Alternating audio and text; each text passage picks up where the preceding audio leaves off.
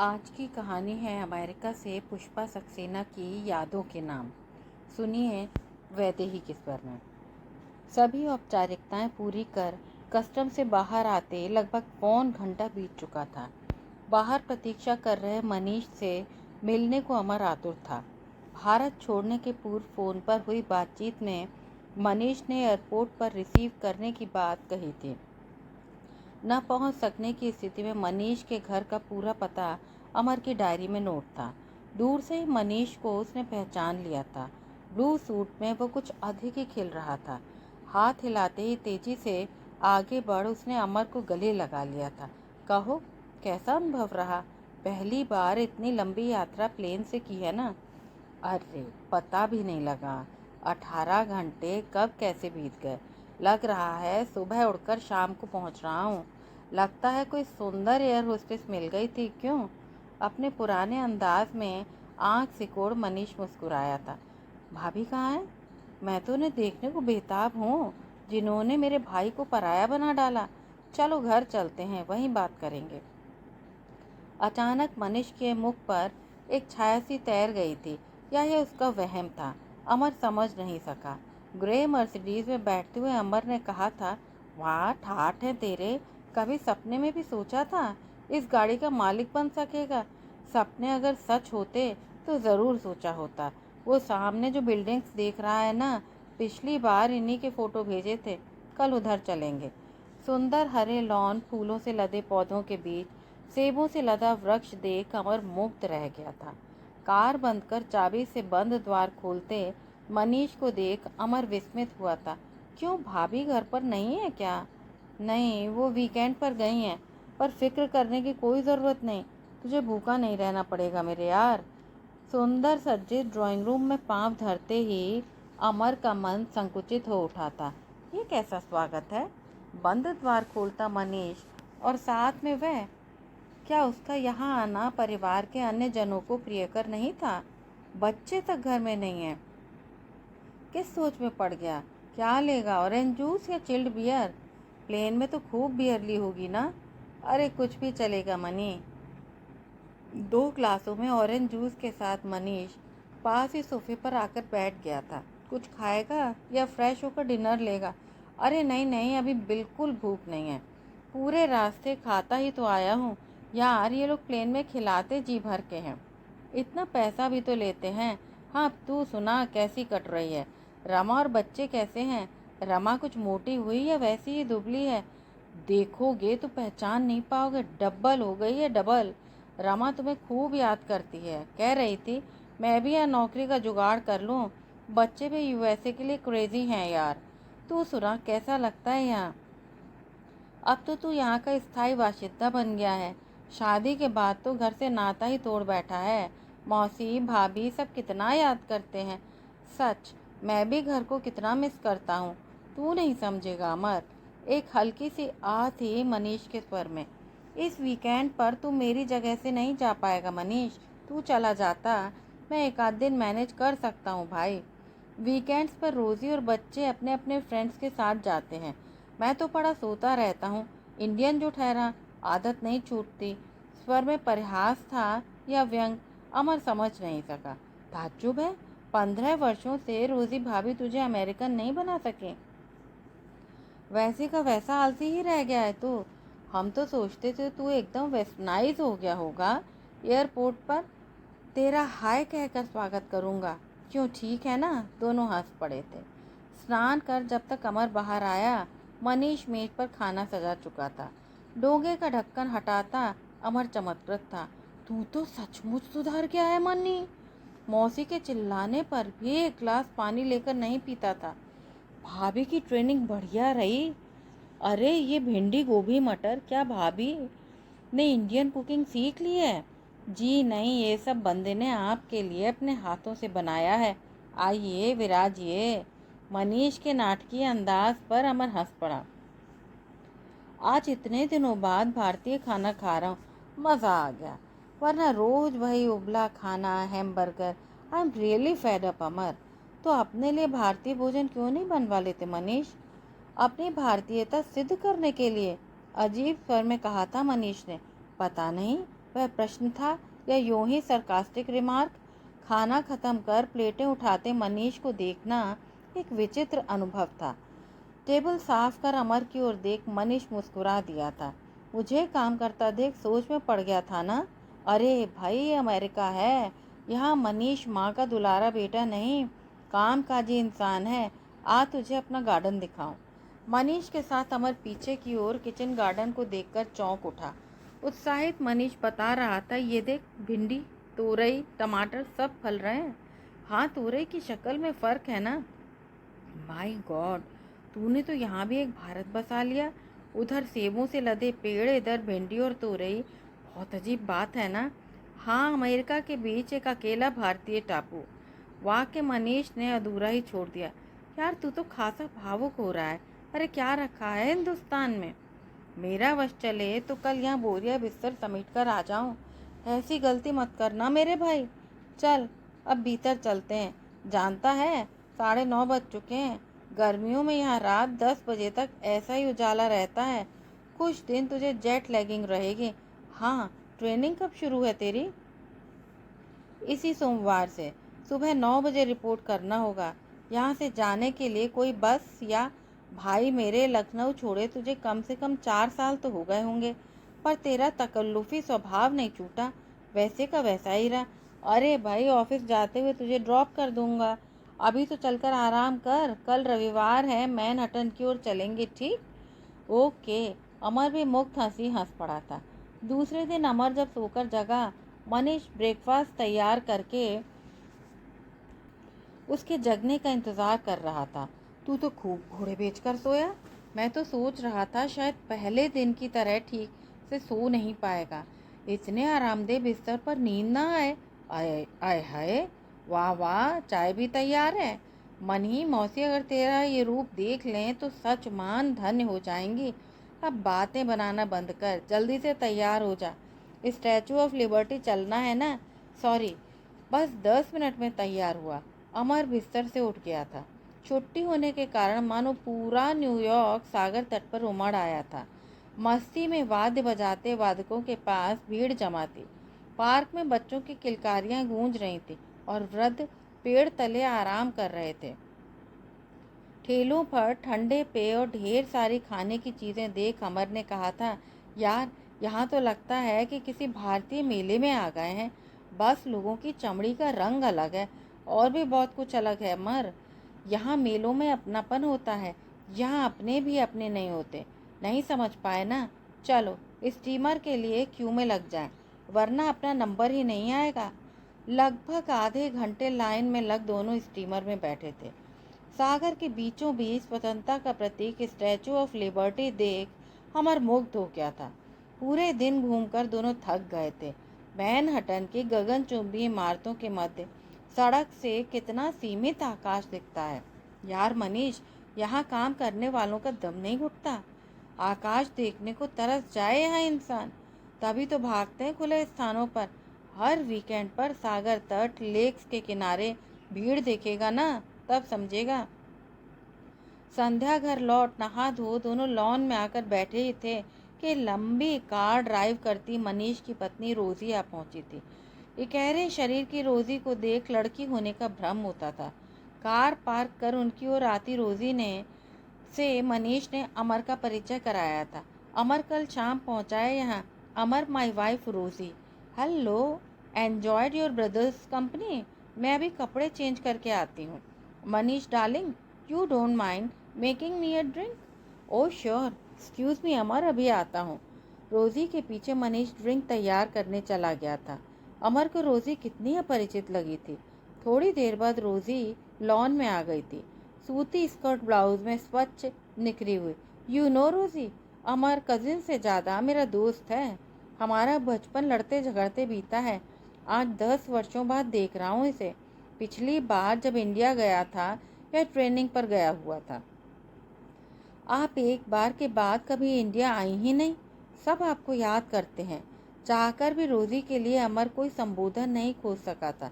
हाँ, उस बार इतना बिटर एक्सपीरियंस रहा, फिर जाने का मूड ही नहीं बना। और अब बच्चे, आई मीन जॉन और मैरी, तो इंडिया के नाम से ही डरते हैं।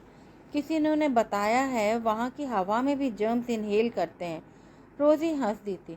एक्चुअली मैं भी वहाँ मरते मरते बची थी ना मनीष डार्लिंग, हम वहाँ का खाना हजम नहीं कर सकते।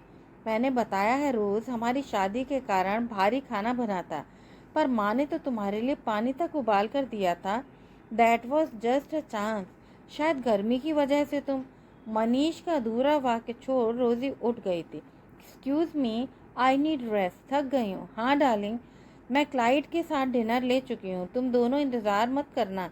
Have nice time, good night. न जाने क्यों अमर को लगा था मनीष के मुख पर काली सी छाया तैर गई थी।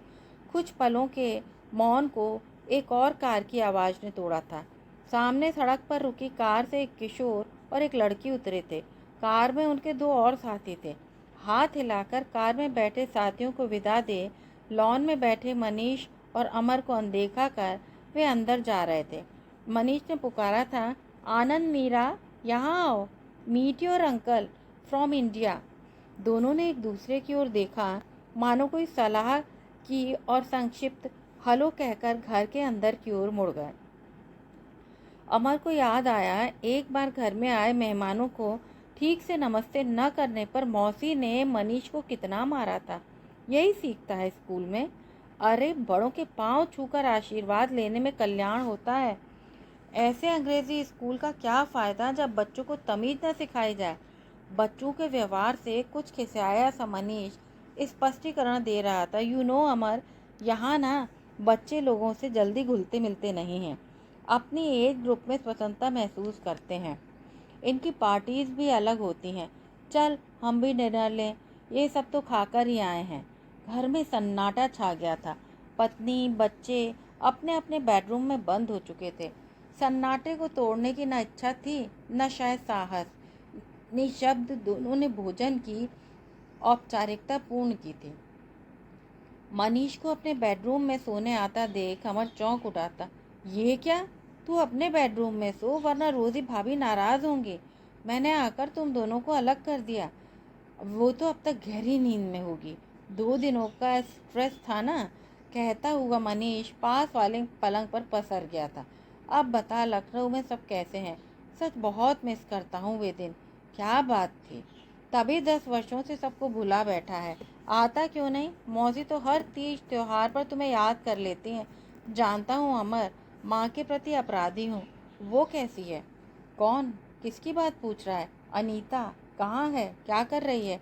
वो तो अनीता की याद है अभी जनाब को। ज़हे किस्मत, यह बात क्या भूलने की है अमर, खूब मज़े में है। तुझे नहीं पता, शायद किसी ने लिखने की ज़रूरत नहीं समझी होगी। वह जो अपने साथ रोहित था ना, उसने अनीता से शादी की है। वह बड़ी किस्मत वाली है। तुझसे शादी होते ही तुझे अमेरिका का चांस मिल गया था, और रोहित से शादी होते ही वह आईएएस में आ गया। अभी दिल्ली में नियुक्त है। यहाँ आते समय उसने काफ़ी मदद की मेरी। शायद मनीष कुछ देर चुप रह गया था, फिर मानो एक ठंडी सांस लेकर कहा था, अच्छा, सचमुच वो किस्मत वाली है। एक बात बता, मेरी याद है उसे? तुम्हारी याद न होगी ऐसा सोच सकते हो मनी? नहीं, मेरा मतलब बहुत नफरत करती होगी मेरे नाम से। इतने वर्ष बीत गए, तुम भूल पाए हो अनीता को? शुरू में शायद ऐसा लगा था अमर, पर अब तो हर नए दिन के साथ पुरानी यादें जीता हूँ। अच्छा बता, अनीता ने इतना आघात कैसे झेला था? सबके सामने हंसकर और अकेले में रोकर। गनीमत है उसने हिम्मत हार आत्महत्या या कुछ ऐसा वैसा नहीं सोचा, वरना उसके प्रति किए अपराध का ही दंड भोग रहा हूँ। दंड? धरती के स्वर्ग पर मजे लूट रहा है, इसे दंड मानता है मनी? तूने अनीता की वे रातें नहीं देखी जिनमें उसके अंतर का हाहाकार सिर पटक पछाड़ खाता था? दंड तो अनीता ने भुगता था मनीष, बिना अपराध। न चाहते हुए भी अमर का स्वर तिक्त हो उठा था। मनीष के मौन पर अमर ने पूछा था, तूने ऐसा क्यों किया मनीष? एक पत्नी के रहते दूसरा विवाह? अनीता में क्या कमी थी? उसका त्याग करते जरा भी दुख नहीं हुआ था मनी? वर्षों से अंतर में दबा प्रश्न आज उभर आया था। कभी कमी अनीता में नहीं, मुझ में थी अमर। अपने पर नियंत्रण खोकर यहाँ की धारा में तिनके सा बह गया था भाई। अनीता की याद तुम्हें नहीं रोक सकी मनी। उसके साथ 1 वर्ष दुख में तो नहीं काटा था तुमने। अब वही दिन तो मेरे एकाकी जीवन के साथी हैं अमर। लगता है भावुकता का सहारा ले तुम सबकी सहानुभूति पाना चाहते हो। शायद मैं तुम्हें माफ़ भी कर दूं, पर परिवार के अन्य जन तुम्हें शायद ही माफ़ कर सके मनीष। मेरा दुर्भाग्य है अमर। पीएचडी करके जब आया था तब क्या सोचा था मैं यहाँ स्थायी रूप से बस जाऊँगा। अनीता ने कहा था जल्दी ही उसे बुला लूँगा। उसके बिना यहाँ कैसे रह सकूँगा, सोचकर ही मन परेशान था। यहाँ नए परिवेश में अपने को अकेला पाता था। रोज़ी भी मेरे ही तरह विभाग में टीचर असिस्टेंट थे। हम एक ही कमरे में साथ बैठते थे। बहुत जीवंत, हंसमुख, खुले दिल की लड़की थी रोज़ी। मुझे उदास देख अपनी बातों से गुदगुदा जाती थी। अपने विषय में सब बता चुका था मैं उसे। और यहाँ की लड़कियों को तो तुम देखोगे खुली किताब के समान उन्मुक्त मन से मिलती हैं। वीकेंड में रोज़ी के साथ पिकनिक, कभी शहर के बाहर टूरिस्ट स्थान देखने जाते थे। एक दिन अनजाने ही सब सीमाएं हम लांघ गए थे। बस उसके बाद तो लगा रोज़ी के सिवा कुछ नहीं, जीवन निस्सार है। रोज़ी ने भी कुछ ऐसा ही महसूस किया था अमर। उसके बाद की कहानी तो तुम जानते ही हो। यही वजह थी मैंने अनीता को मुक्त कर दिया था। क्या तेरे यो मुक्त करने से अनीता मुक्त हो गई? अपमान के साथ नकारा गया उसका अस्तित्व तू तो सोच भी नहीं सकता मनी। जीवित रहकर अनीता ने कितनी मौतें झेली थी। खैर, इतनी तो इंसानियत बनती थी, उस पर कोई दोष नहीं तूने लगाया। मैं तो रोहित के साहस की सराहना करता हूँ। कितना दब्बू सा दिखता था वो लड़का, पर उसने जो किया मैं करने का साहस नहीं कर सकता। अचानक अमर चुप हो गया था। अच्छा हुआ अनीता ने दूसरा विवाह कर लिया। हल्की सी सांस निकली थी मनीष के मुख से।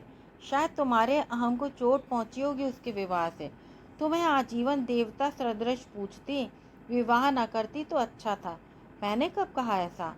हाँ, शायद तब दूसरा रास्ता होता मेरे पास। मनीष का स्वर आहत था। दूसरा रास्ता? हाँ, वापस भारत जाने का विकल्प। तू वापस भारत जाता, ये वैभव, घर परिवार त्याग कर? कोहनी के बल उठा अमर ने दृष्टि मनीष के मुख पर गड़ा दी थी। ये सब तो एक इंडियन बास्टर्ड का है। मनीष का स्वर उत्तेजित था। क्या भगते हो? दिमाग तो ठीक है। मनीष के अचानक आक्रोश पर अमर चौंक उठा था।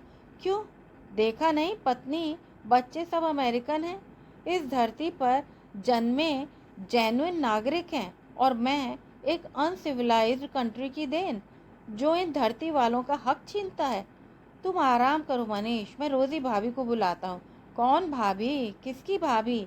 देखा नहीं, वह अभी अपने फ्रेंड्स के साथ वीकेंड मनाकर लौटी है। इस समय नशे में बेहोश सो रही है। मैं उसका पति नहीं, कंपेनियन हूँ, समझे? यहाँ भावनाएं नहीं चलती, प्रैक्टिकल होना पड़ता है। और इतने वर्षों बाद भी प्रैक्टिकल नहीं बन सका। ठेठ भारतीय पति की तरह रोज़ी से वही अपेक्षा रखता हूँ जो अनीता से रखता था। तुम्हारे बच्चे तो बहुत प्यारे हैं मनीष, इन्हें लेकर भारत क्यों नहीं आते? वहाँ सबका स्नेह अपनापन पाकर यहाँ का जीवन भूल जाएंगे। यहाँ तो परिवेश ही दूसरा है। ये बेचारे हमारी संस्कृति क्या जाने। इन्हें भारत ले जाऊं, उसके लिए मैंने बहुत देर कर दी अमर। जानता है, कुछ ही महीनों पहले ही मैं जान सका मेरी जगह इस घर में कहाँ है। हम एक पार्टी में गए थे। मेरे बच्चों ने अपने फ्रेंड से अपनी मम्मी को इंट्रोड्यूस कराया और साथ खड़ा मैं अनदेखा कर दिया गया। घर आकर मेरी लाडली बेटी मम्मा से झगड़ रही थी कि तुमने एक इंडियन से मैरिज क्यों की मम्मा। हमारा स्टेटस डाउन होता है, हम सिर उठाकर नहीं चल सकते। मेरी फ्रेंड्स हंसती हैं। इससे तो अच्छा होता तुम किसी नेटिव ब्लैक से शादी कर लेते। कम से कम उन्हें आज की जनरेशन तो स्वीकार करती है, I hate Indian and your Indian husband. रोज़ी भाभी ने कुछ नहीं कहा। अमर स्तब्ध था। कहा था, बेटी के आंसू पोंछकर समझाया था। डोंट वरी माई चाइल्ड, मेरे विवाह से तेरे जीवन पर कोई असर नहीं पड़ेगा। तू अपनी ज़िंदगी अपने तरीके से जीने को स्वतंत्र है। मुझे भी समझाया था। Don't mind darling, she is so upset, poor child. अब समझे मैं क्या कह रहा हूँ? I am stranger for my family. मैं अब किसी वीकेंड पार्टी में नहीं जाता, पत्नी या बच्चों के फ्रेंड से नहीं मिलता। मैंने अपने को सबसे अलग काट लिया है। पर ऐसे कितने दिन चलेगा मनी? अपने आप में घुटते रहना। तू वापस आ जा मनी, सब ठीक हो जाएगा। क्या ठीक होगा अमर? पिछले 15 वर्षों का अतीत धो पोंछ कर वापस जाना क्या उतना आसान है जितना अनीता को 1 वर्ष बाद अचानक छोड़ देना? क्या मुँह लेकर जाऊंगा मैं वहाँ? फिर भी वहाँ तुझे अपमान तो नहीं सहना होगा। अपनों के बीच तुझे स्नेह मिलेगा मनी। और अगर तू चाहेगा तो फिर से एक नए जीवन की शुरुआत कर सकता है। अब और प्रयोग करने का जी नहीं चाहता मेरे यार। अब तो बस इंतज़ार है रोज़ी कहे उसे डिवोर्स चाहिए। जो दंड कभी मैंने किसी को दिया था, अब अपने लिए उसी दंड की प्रतीक्षा कर रहा हूँ। है ना विचित्र बात? म्लान हंसी मनीष के मुख पर तैर गई थी। तो तुम स्वयं ही क्यों नहीं तलाक की बात करते? नहीं, अब किसी को त्यागने का नहीं, स्वयं त्यागे जाने का अनुभव करना चाहता हूँ दोस्त। अच्छा ही है, बच्चे भी शाप मुक्त हो जाएंगे। शायद नए अमेरिकन पापा पाने की खुशी में इस हिंदुस्तानी पिता को भी वे आमंत्रित कर लें। छी, न जाने कैसी बात कर रहे हो तुम। बहुत रात हो गई है, सो जाओ। कई दिनों से छत ताकते ही रातें काटी हैं अमर। शायद 1 आध महीने पहले डाइनिंग टेबल पर रोजी ने कहा था, डार्लिंग क्या तुम्हें भी नहीं लगता हमें अब अलग हो जाना चाहिए? मैंने पूरा प्रोग्राम प्लान कर लिया है। अलग होने से पहले हम वॉशिंगटन जाएंगे, ठीक है ना? यहाँ तलाक के समय कोई रोना पीटना नहीं मचता, कोई उत्तेजना नाटकीयता नहीं। बड़े सहज एवं स्वाभाविक रूप में एक दूसरे को शुभकामनाएं देकर दंपति अलग हो जाते हैं। अनीता तो फटी आंखों से मुझे ताकती रह गई थी। शायद 1 आध हफ्ते न खाना खाया था न सोई थी। मुझसे न लड़ी न उलाने दिए, पर उसके नैनों ने मुझे अपराधी ज़रूर ठहराया था। अमर, उसकी वह दृष्टि मैं आज तक बार बार याद करता हूँ।